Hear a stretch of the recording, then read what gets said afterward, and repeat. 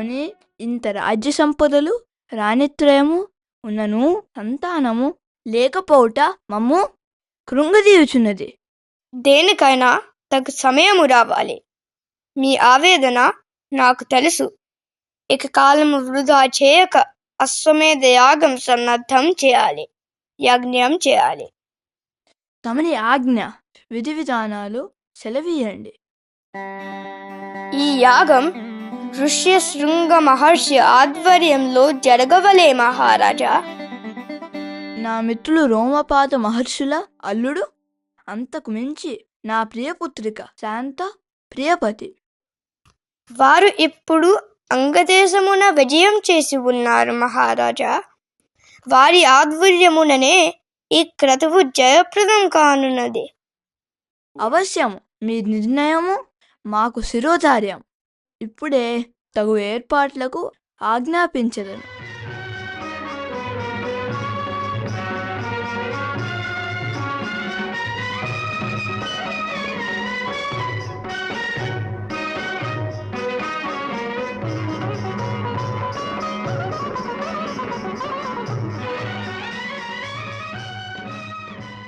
అఖండ తేజో విరాజ విభాండక ఋషివర్య సుపుత్ర స్వాగతం.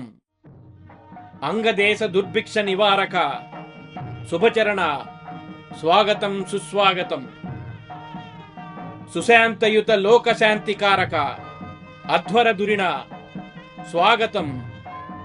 ఆశస్సులు వశిష్ఠులకు ప్రణామములు. కుశలమేగా? మీ తండ్రి గారు ఆశ్రమ ధర్మాలు కాలవర్తనములే కదా? లెస్సగా జరుగుచున్నవి. నేనే ప్రశాంత ఆశ్రమ వాసము నుండి శాంతావాసము అయిన అంగదేశమునకు తరలి వచ్చాను. మరి ఇప్పుడు లోకశాంతికై ఈ యాగ నిర్వహణ తలపెట్టినారని అందున త్రికాలగ్నులకు తెలియందేముంది?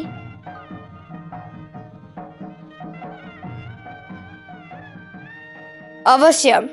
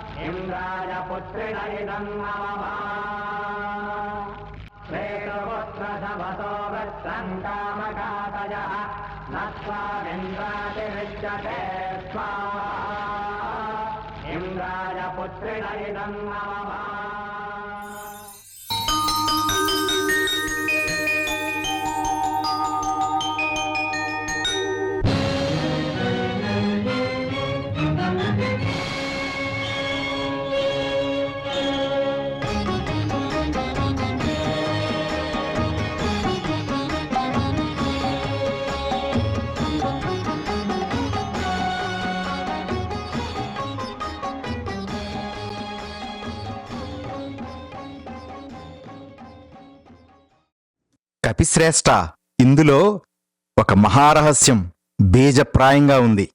మహారహస్యమా? అది బీజప్రాయంగా అంటే మొక్కై ఫలాలు కాయదు కదా. అందుకే నిన్ను బుద్ధిమతాం వరిష్టం అన్నారు. చక్కగా గ్రహించావు. ధర్మస్వరూప మానవ మాతృనిగా భూలోకాన ప్రకాశించబోవు అగ్ని బీజ సంయుతిని జనన విశేషం కదా. ఏమిటా విశేషం మునివరా? ఋష్యశృంగుడు ప్రకృతి ధర్మం తెలియని నిత్య జప ధ్యాన తత్పరుడు, వనసంచారి, అగ్ని సదృశుడు. ఆయనది యాగబ్రహ్మత్వం. ఆయన నిష్కల్మషుడు, నిర్మల హృదయుడు, గొప్ప మహత్తు కలిగిన తేజోవంతుడు. వనసంచారి, బ్రహ్మత్వం. ఓహో, నా స్వామి కూడా. హాహా, భవిష్యత్తు ఇక్కడే కనపడుతోంది. యజ్ఞపురుషుడు సాక్షాత్ అగ్ని సంభవుడు కదా. ఆయన చేతిలో అందించే పాయసం, ఆ పాయస సేవన జనితుడు ధర్మమూర్తి, ఆ శ్రీరామచంద్రమూర్తి. ఎంతటి రహస్యం! వేదాంతసారం ధర్మం, ధర్మ నిర్వహణం అగ్నిరూప సదృశ్యం. తీపిదనంతో పాయసం రూపంలో ఒక రూపు సంతరించుకొని అగ్ని ప్రభావంతో అందించడం. ఓహో, ధర్మాచరణ ఎంతటి జ్వలించేదైనా అది ఆచరించే మహాపురుషునికి తీపిగానే ఉంటుందనేగా. ఆ అదే నేను చెప్పదలుచుకున్నది. చక్కగా వివరించావు హనుమా. నేను చూడని మహత్తర సన్నివేశం నా కళ్ళకు చూపించావు మహానుభావా.